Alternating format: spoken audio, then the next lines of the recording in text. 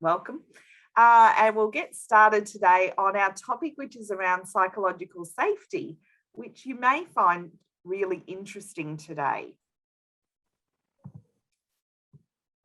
So first of all, as we do, we like to acknowledge the traditional lands we're coming from today.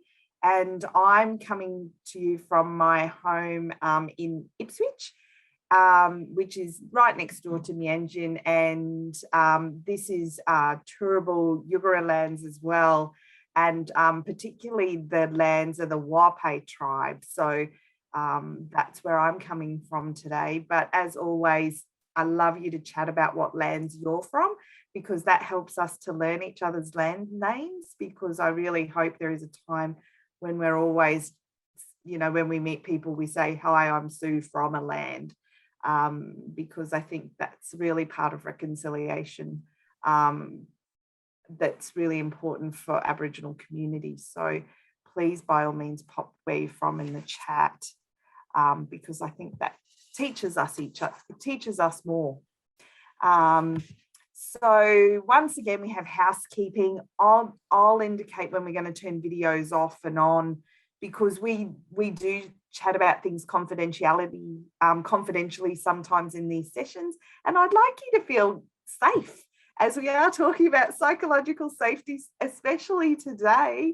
I want you to feel it. So that's what we're going to try today. Also, we try to be, if you want to pop in and chat, always feel free to. If you want to really get my attention because I might have stimulated your thinking with something I said, just pop your hand up like right in the camera and get my attention and talk away. Gosh, this is we love talking in this space. There's always copyright with our material, but you can read that. You're competent and confident. All right, so as always, when we come today, it's Otto Scharmer's 2 ways of being, and I always think that we're mentors. So when we come together in this session, we come together with an open mind, an open heart, and an open will. So what that's saying is that we will always be curious, we'll always be compassionate, and we'll always have the courage to ask questions and challenge each other, because we actually get great, it improves our optimism if we are confidently challenged. And it is part of psychological safety as well. So we're going to get to that today too. So we respect each other and we listen to each other always in this time. The other thing I always forget to remind everyone, we allow anyone to pop in and out of this session who's got an invitation. Beautiful Oria's just popped in. Hi, Oria. And hello, thank you for coming. And people just come and go. So that's what we love about this session too. It's just, hopefully you'll feel that it's free and it's light, and you're welcome to contribute. We're always mindful of our self-care and our compassion as well. So are we caring for ourselves? And obviously you guys are here today caring about your knowledge. So thank you for making the time for you today to care about your knowledge. I value that. And I'm really grateful that you've come here today. So thank you. And compassion for yourself and compassion for each of us as well, because we can share whatever we like and we'll hold that in confidence today. So we don't talk about it out of today. It's all our secret squirrel business as mentors. I can delete videos. I can delete sections of this video, and I always will. You will never see things if you do not want me to share them. Okay, which gets us to the great part of today, the nuts and bolts. So psychological safety, this is talked about so much out in our world. Interestingly, I find that, I notice it, and I think that's interesting. So you can read this because you're intelligent humans. What do you think? So have a read. So this concept of psychological safety is this idea that we move about and we talk and we communicate and we do our work without fear. Okay, so, and that fear, and I've put a few different reference points in here because, as I said, many people are right on this, and there's Amy Edmondson is notably the leader on this topic. She has written, look, endless text. Teaming is probably my favorite of all the texts. And the great thing about these people who write on these topics is a lot of their material is free. So you can I think at the moment that one's downloadable as a PDF free on Google Scholar at the moment. I have put some links at the end of this presentation, which I'll put up in the learning management system so that you can go and link in and find these resources, because they're incredible reading for what you learn out of them. So what are people thinking about this idea? Steph's saying, I always wonder if it's 100% possible, but I think we should aim as much as possible. Great point, Steph. So what Steph's talking about there, well, Steph, jump in. What do you explain that a bit more out for us? I don't know, I guess I worry a bit that people think psychological safety is, you come in and you're sort of laying around on a couch and you're playing ping pong and you know what I mean? It's all like, yeah, life's cool, work's awesome. But I don't actually think it should be that, because if you get that, I don't necessarily think you're being productive. You're just going to work to chill out a little bit. So I think it's kind of like probably, I think we need a little bit of stress in our lives, but it's the right kind of stress, as in a productive stress, not I'm worried about what people are going to say, or I'm worried about reprimanding behaviours from managers, all that kind of thing. So I think we need to get the balance right, and I guess that balance is probably different for every person as well. Maybe, I don't know. Exactly right. The balance is different for all different people, and I think it's your previous experiences will also have impact. So if particularly, so I'm mindful that I've had some people who've come from really toxic workplaces historically. So when they come into a new workplace, they're almost coming there. I refer to them as turtles. So they're really stuck in their shell and they're really fearful, right? And so they don't want to pop their head out too much, because they've kind of almost got a bit of a post-traumatic experience from their previous workplace. So they've already got a fear.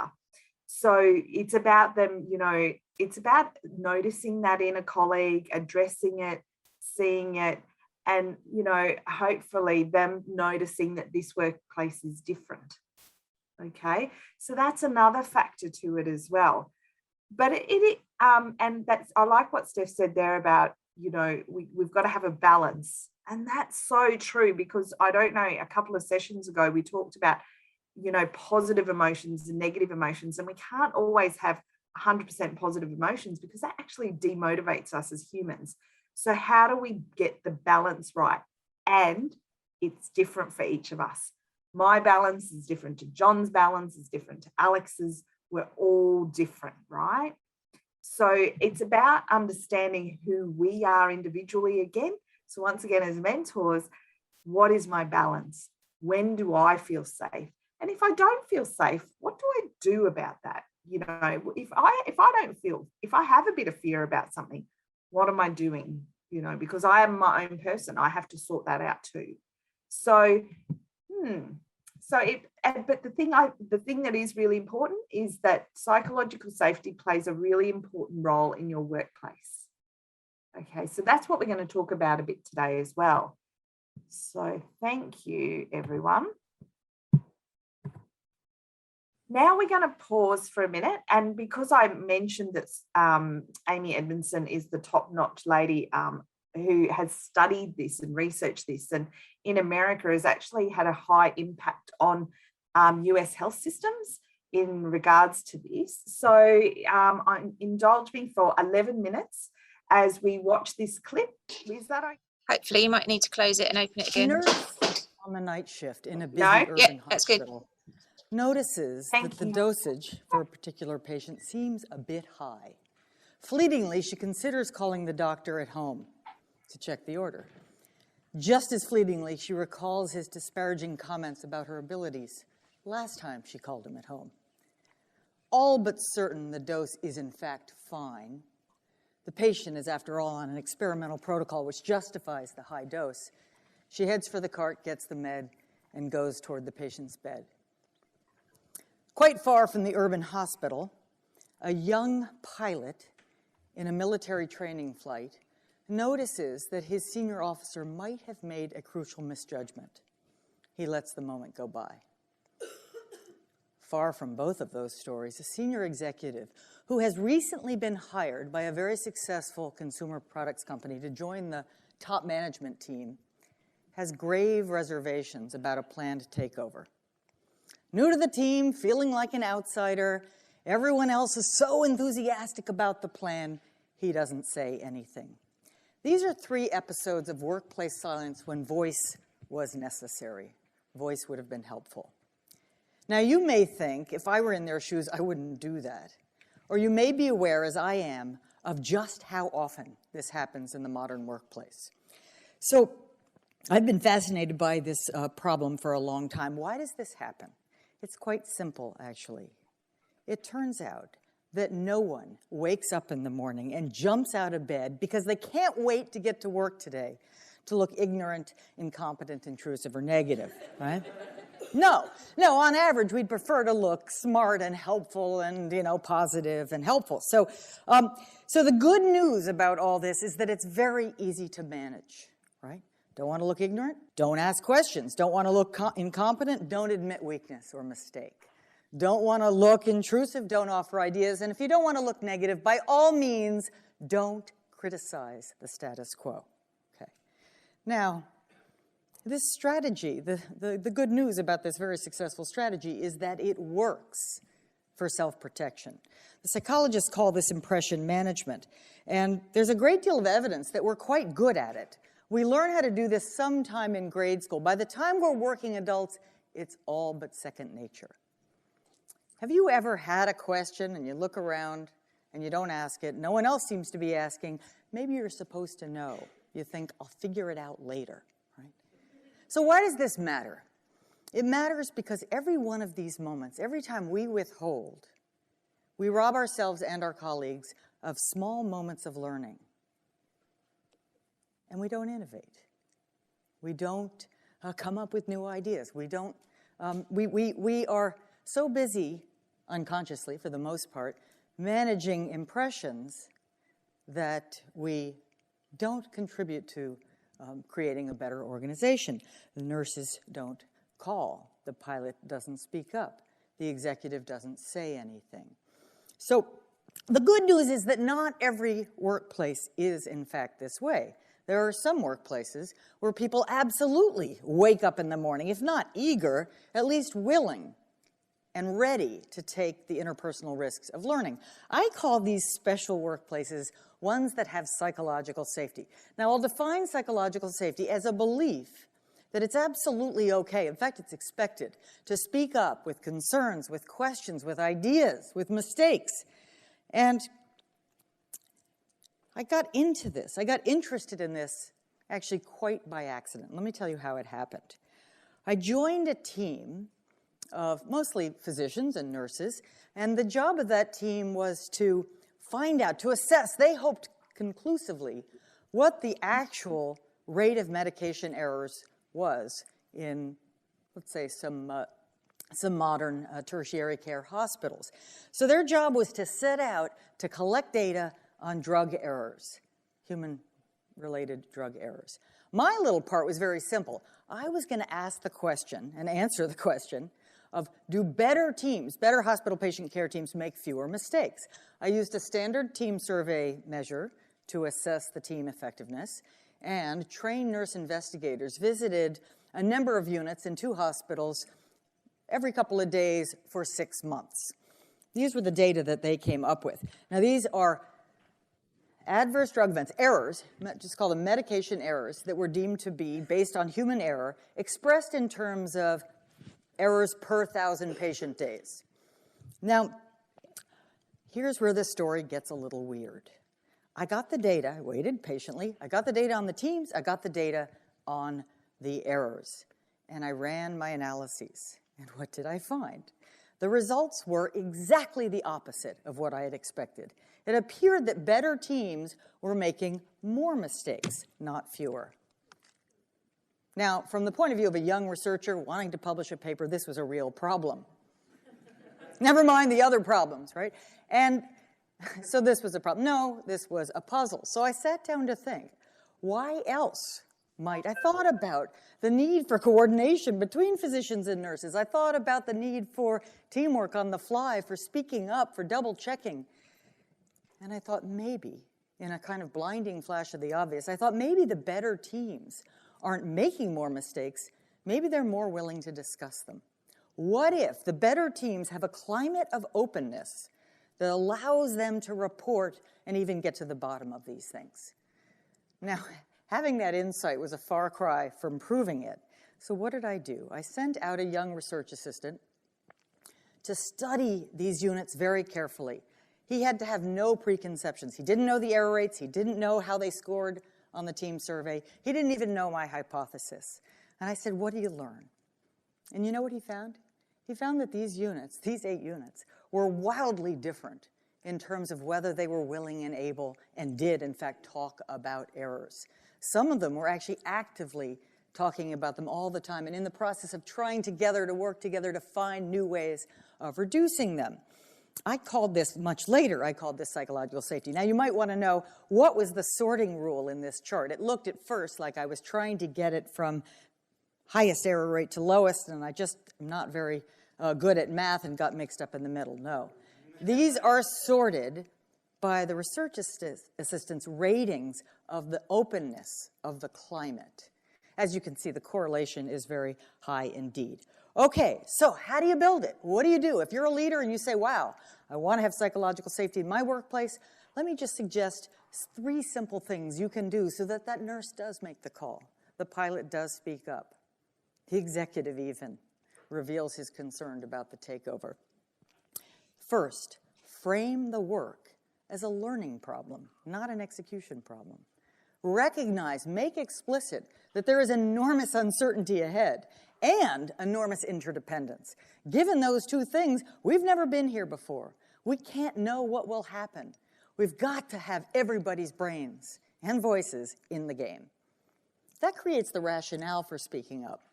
Second, acknowledge your own fallibility, right? You know you're fallible. Say simple things like, I may miss something. I need to hear from you. This goes, by the way, for subordinates and colleagues, peers alike. That creates more safety for speaking up. And third, model curiosity. Ask a lot of questions. That actually creates a necessity for voice. And so these 3 simple things can go a long way toward creating the kind of workplace where we can avoid the catastrophes you saw coming in those 3 opening vignettes. Now, at this point in describing and teaching about these things, most managers I talk to start to get a little nervous, right? They say, I get it. I understand how this could really help people learn. I understand, and I want to hear about errors. But are you saying I have to dial back a little on excellence? Is it no longer possible to hold people accountable for great results, to hold their feet close to the fire? And I say no. In fact, I don't think it's a trade-off. I think it's 2 separate dimensions, right? 2 dimensions that you have to think about.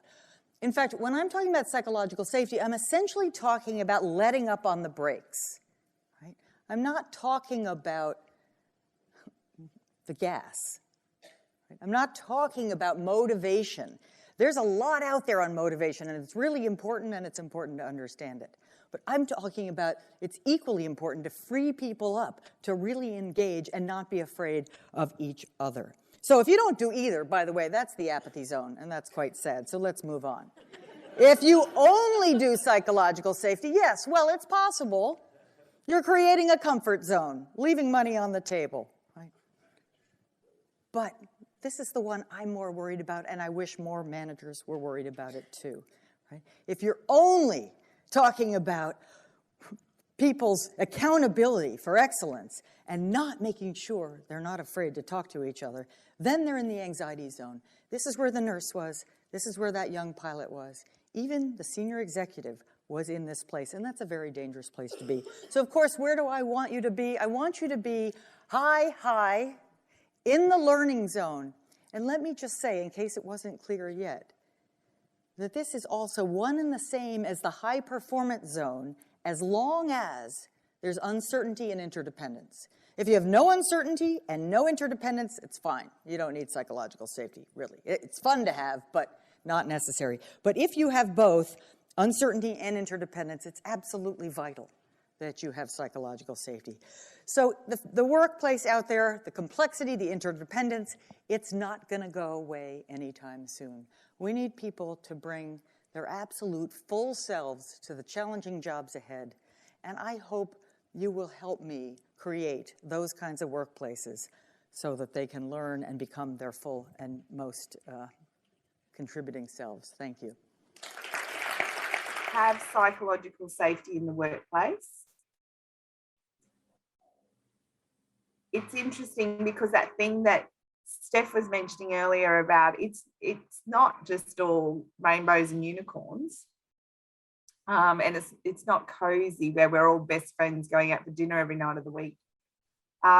It's basically where we are a respectful, emotionally intelligent workforce who feels confident and competent to ask questions, be curious, have energy to do their job every day. No, I mean, yeah, it's a good place to work. I go home at the day feeling like a contributor. I go home going, how exciting, you know, that we're building this new initiative, or that I get the opportunity, like, you know, I mean, me, for instance, right now, you know, I've had a really hard week personally for me this week, and some really significant emotional changes in my life. Yet I was excited that I had this hour with you guys today. So I've turned up today because spending an hour with you guys gives me so much energy to be, you know, to just share your experiences, because I know what incredible work you're doing every day, and to share in that is just, it's my privilege, and you know, and I love it. And so that I feel so safe with you guys, and knowing that what we're doing here is a really great thing, that we have the potential to care for ourselves and keep growing our learning around being a mentor, so much so that we can actually have positive change on healthcare in the future, where, you know, we are on a day-to-day basis interacting with other people who, you know, we have impact on. And so if we look after ourselves, we understand other people, we're curious, we're mindful, all of those things, we're creating new workforce. So, and this psychological safety, we're role modeling a new culture. Okay, and that's exciting. All right, so that's what gets me up out of bed every day. All right, any points on that people think, here's some things I'd like to work towards? Yeah, I remember working with somebody once, and they like, we were all sort of patting each other on the back saying we've got, you know, good psychologically sound, you know, team, blah blah blah. And then my manager, I ended up questioning my manager about something, but it was in a group context, and he got quite upset. He was like, we're in a psychologically safe environment, why did you question me? And she's like, well, I questioned you because we're in a psychologically safe environment, because, do you know what I mean? I respect you. I respect you as a manager, but just because I respect you doesn't mean I agree with everything you say. And I don't think you should. Do you know what I mean? Because that's how innovation happens, isn't it? When you question and push the boundaries to try and discover new ways of doing things, new ways of thinking outside the box. So yeah, it's kind of like a interesting looking at all the different perspectives. And I noticed something, Dan, I'm not sure if you said it, Sue, if it was Amy Edmondson, that take accountability for your own psychological safety too. That all of these sort of presentations are usually about, you know, what the team should be doing, but the person should be taking some accountability for that as well. Exactly. So when you're noticing maybe at work that you're not speaking up, that's the question you might have to ask yourself. Am I not speaking up because I don't feel safe to speak up? Or is it because I'm genuinely too tired at the moment and I have so much going on in my own life that I'm exhausted and I just can't speak up? So then that's different, isn't it?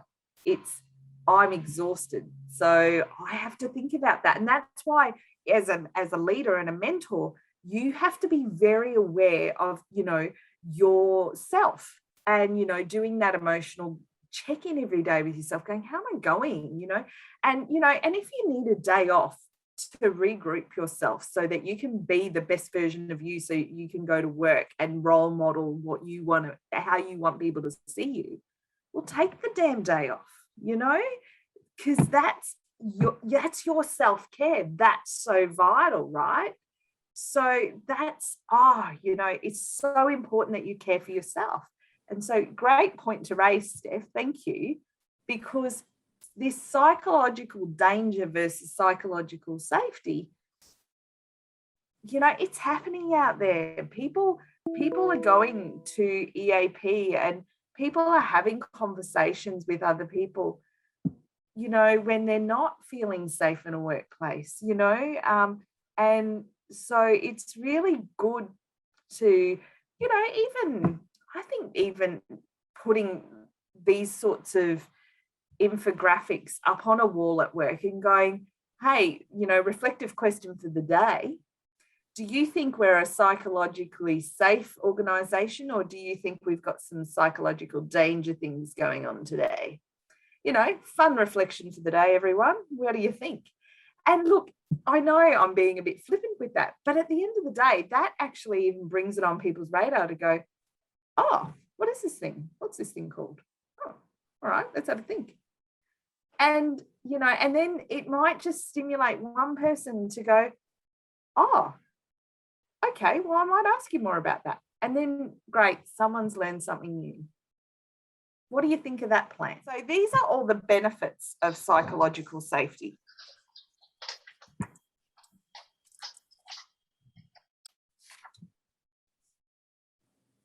Okay. So these are all the benefits that teams get. We get better speaking up. I'm aware that some hospitals actually have some programs particularly focused around this. You know, I'm aware of a hospital in Brisbane that has a Speaking with Good Judgment program. You've probably got similar programs running through yours. These become part of mandatory education in health services. Productive conflict. What do you think of that word? Can I just ask? I love that. Productive conflict. Supports productive conflict. Have you ever heard that term before? It's great, isn't it?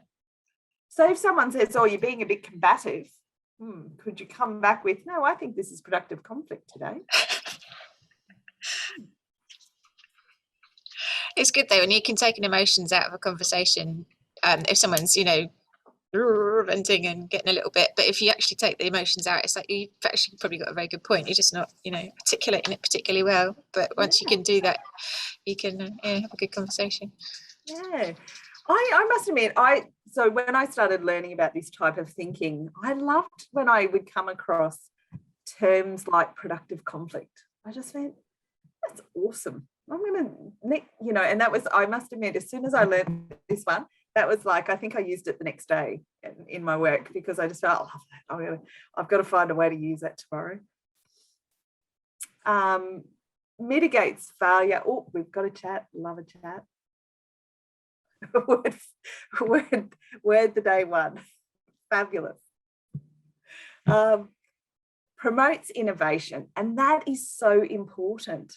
It just promotes people coming up with new ideas. And, you know, and the healthcare system, let's face it, it needs new ideas for some areas. So, you know, you probably have got some great people working in your space who could do amazing, you know, even more amazing things if we had a culture of openness. Removes obstacles to pursuing goals, increases accountability. Now, this is the big part that's really important. It's about accountability is essential so that we get the best from people. Yeah, but these people need to know you're holding them to account, but safely. Okay, so there's no fear of retribution, that they're going to be cast out and lose their jobs, right?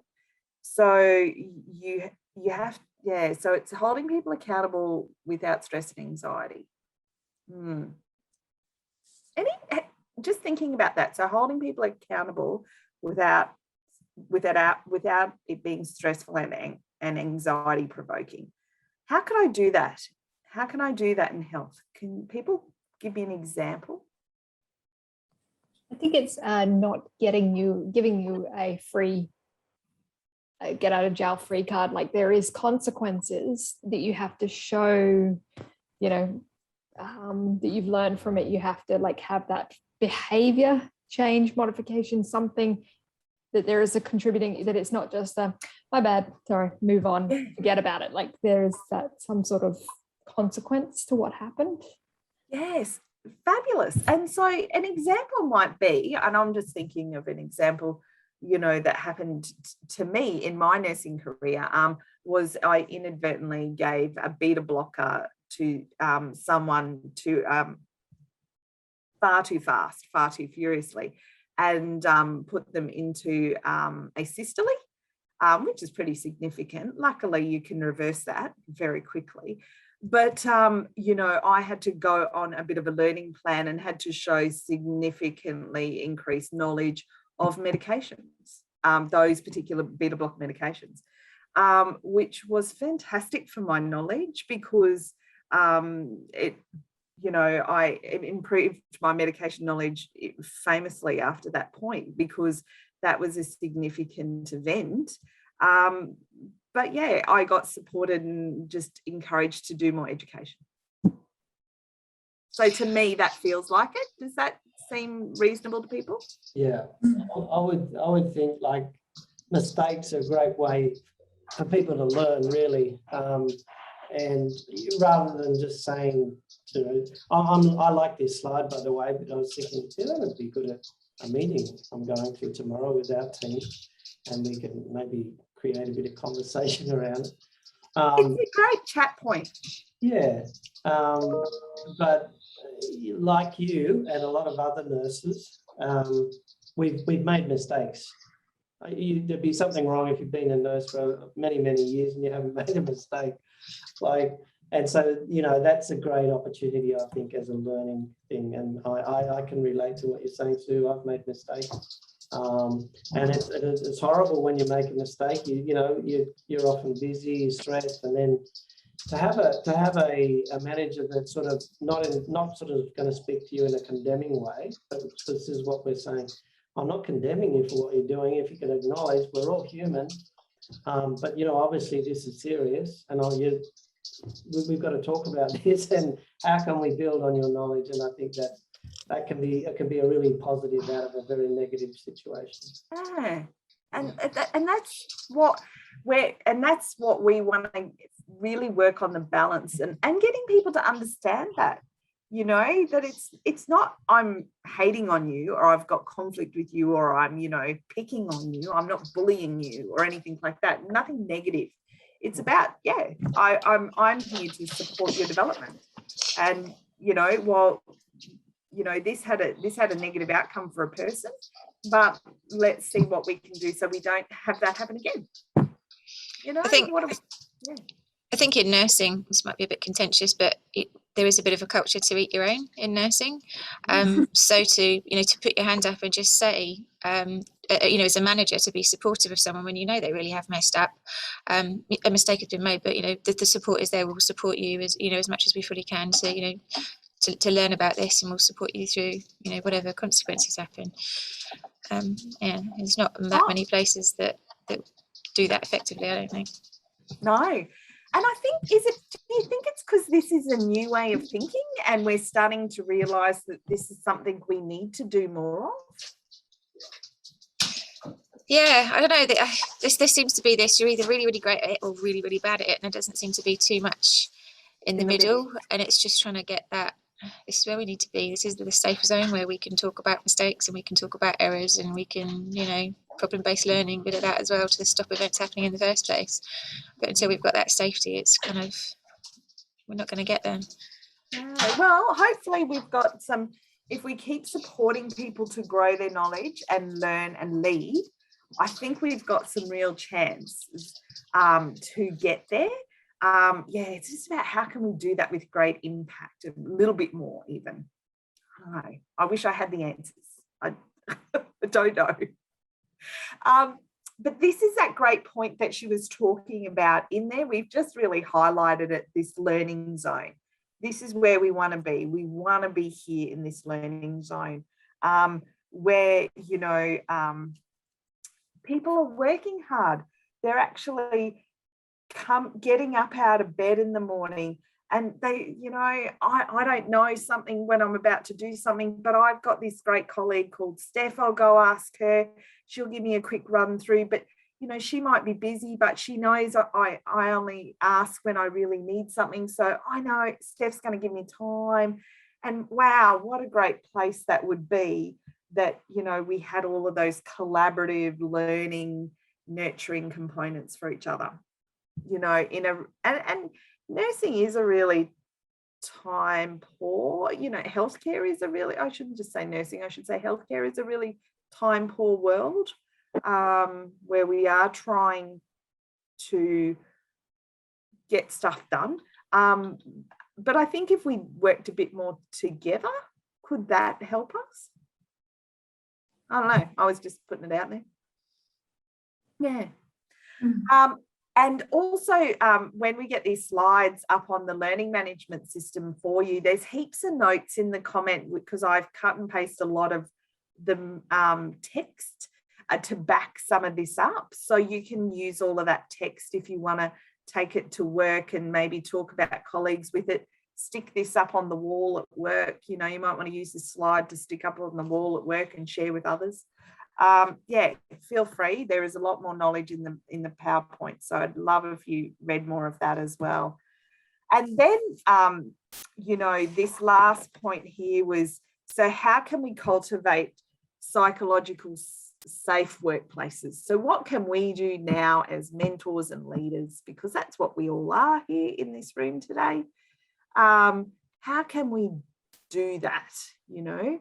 And this is, once again, all based on the literature and well researched. I didn't make it up. I, you know, borrowed it from Amy Edmondson, and I referenced it. Just noting my referencing. I was going to say, like, maybe, you know, we give feedback to students and, you know, out on placements and things. Maybe we should ask for feedback back.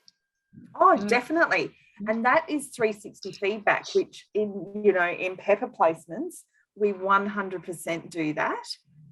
Because we're a learning organisation. So it's a two-way feedback stream. And like, as I've mentioned previously, you know, and that's the thing we have to be mindful as mentors, we're holding a power position over someone else.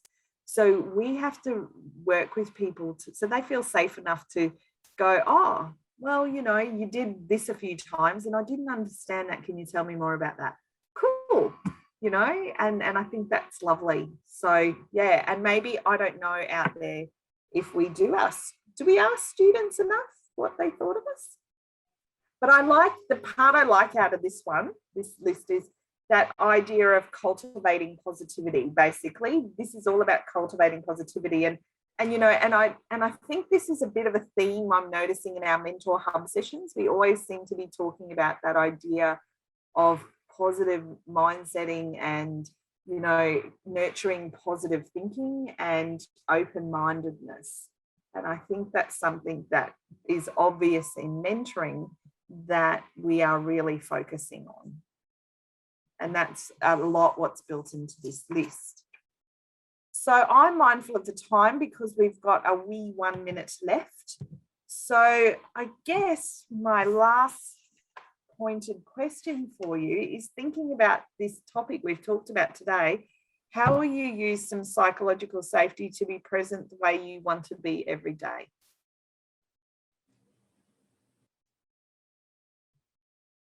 You know, and that might come from that list we just looked at. You know, I think even being mindful of psychological safety, you know, when you learn a new topic and then it comes to your front, you know, it comes to the top of your mind, it becomes part of your, you know, that sort of learning part of your brain. So when you do go to work tomorrow, you will notice others who may be not feeling as psychologically safe. You know, that person who's just about to say something, but then doesn't say anything and walks away. Maybe you can call them back and go, oh, Steph, did you have something to say? I think that's really important, actually, because when you're sat there feeling a bit vulnerable, you kind of sit there thinking, oh my God, I'm the only one in the world that's going through this. So no one else is experiencing this. But then when you realise somebody else is in your environment, it's like, oh, this is a fulcrum for change. This needs to stop. We need to change it. Yeah. Exactly. No, I love it. I love it. All right. Has anybody got any burning questions before I go to my final thought? No? All right. Well, this is my final thought. And as you can imagine, I'm a bit of a fan of Abraham Maslow still, even though there is other people who are telling me that I should be thinking about a few other different theorists now in adult development theory. But, you know, I'm still a bit of a fan of his. And this is what he says, that no psychological health is possible unless this is essential care of the person is fundamentally accepted, loved, and respected by others and by himself. So you must understand self, respect self before you can allow others to support and respect you. Okay, it's really important. Okay, so that's something that is one of his foundations towards, you know, our ultimate goal of being a master of self. Okay. Well, I am grateful for your time today. I thank you so much for, you know, participating in this learning. And I know there's only been 7 of us today here now, but can I say I'm so excited to see how many people in a week are jumping on and watching these sessions back later. So I'm really noticing that people are starting to find the sessions and watch them back. So we're doing something really good here. We've got to keep it moving forward. Anytime you think there's a topic that you might want to learn more about, please drop us a line and tell us we'll do the research, we'll do the hard work, we'll look it up, and then we'll present it, okay? And we'll put it up on our site so that you can keep adding to your mentoring knowledge, because that's why we're here. We want to help you with your knowledge. And the beautiful Steph next month has got, she's running with her session and her favourite topic, which is, Steph, do you want to share what your favourite topic is that you're running with next month? Emotional intelligence. So we've got emotional intelligence next month, which I'm super pumped about. So yeah, it's going to be brilliant. So exciting. So we'll do that next month, and we'll get this up as soon as we can into the learning management system for you. And thank you for your time. Love you, and see you next month. Thanks, Sue. Great session. Thank you. Thank you.